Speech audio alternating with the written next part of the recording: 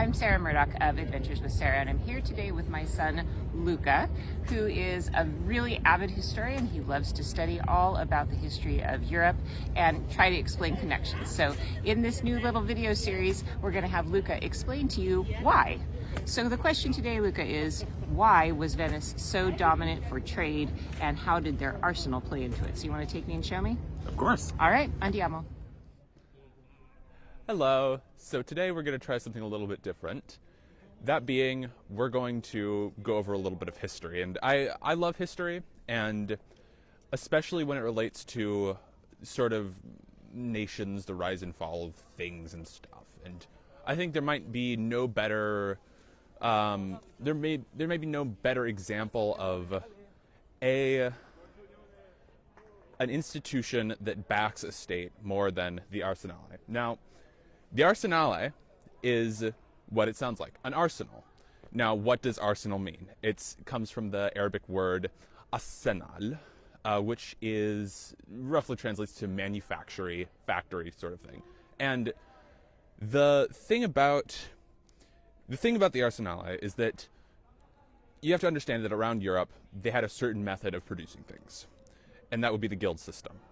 Now, I don't want to get into that. Just know that it's kind of like a ragtag group type thing, but they didn't have factories, except for one place that is right in front of us here. In the Arsenale, they might have a boat be spit out of their doors every single day.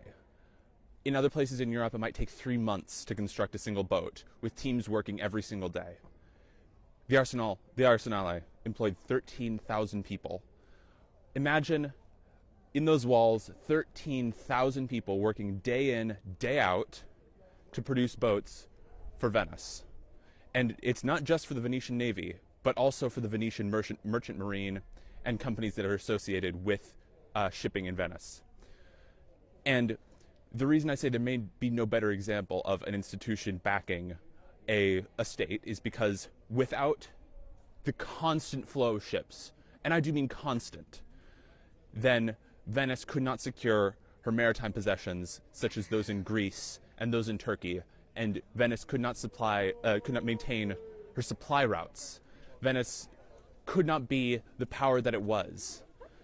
And that's why you see such beautiful houses and things that you wouldn't see in any other place in Venice, is because these ships could ship goods from everywhere directly into the city. So here you can see another angle of the front of the Arsenale, and over there you can see multiple lions of St. Mark. And the lions of St. Mark were quite an important figure because they represented the military aspect of Venice. Because Venice is only an island and sort of the Veneto region around it. Now, it's not very big. It's not like entire nations like France or the Holy Roman Empire back in the day. So how did Venice become such a big military force? And once again, I'm just going to point you right there. The people, 13,000 again, toiling day in, day out, producing warships. And these weren't, mass-produced like China warships where it's you sort of make them to break them. These are state-of-the-art. These are pretty much the best in Europe. And with these, Venice could combat powers like the Ottoman Empire, the largest empires in Europe. So, if Venice was such like this powerful force, how did it get integrated into like this big sort of unified Italy? How did it not become like this independent, maybe sovereign nation of some sort? Well, you see, that has to do with a certain battle that was fought in the 1500s, but also it has to do with the Portuguese discovering the New World, and I'll get to that when we talk about commerce, which is coming next. So here you can see the St. Mark's Square and the Doge's Palace, which are two signs of Venice's trade wealth. The way that Venice got this way is by being pretty much the last or second to last people in the pass the parcel game that was trade in the medieval and Renaissance era. You would have to go for goods to get from China to maybe France. You'd have to go through 1, 2, 3, 4, 5 empires. And each of those had their own little tax that they would add on to the end, and that's how they would make money. Venice would be one of the last people in that process, and they made themselves where you would go to get your goods. And this came to an end with the Portuguese, because they discovered a way that instead of having to go through past the parcel 5 empires, millions of taxes, you just have to do one trip. And that's when Venice started to decline. But there was so much money in Venice already that they just kind of rode for about 400 years. They just partied, they did Carnivale, it was a good time. And they didn't have anybody to really tax. They didn't really produce anything besides ships at the Arsenale, which is how they kept themselves going for the longest time, and glass at Murano. So that was the end of Venice.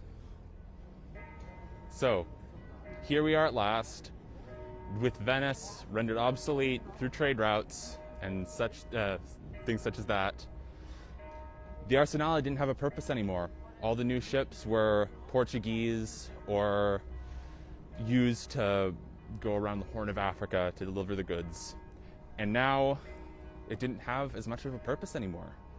These days, it fell into disrepair for the longest time before beginning to be used as a museum and an art display piece for the Biennale, which is held every, I think it's 4 years, as well as on Naval Academy, where people from all over Italy come to learn the naval techniques of Italy. And so that brings us to today, where the Arsenale is a remnant of a time of mass production, trade dominance over the Mediterranean, and a sad story about how if you cut taxes out of the equation, then you're going to get very rich.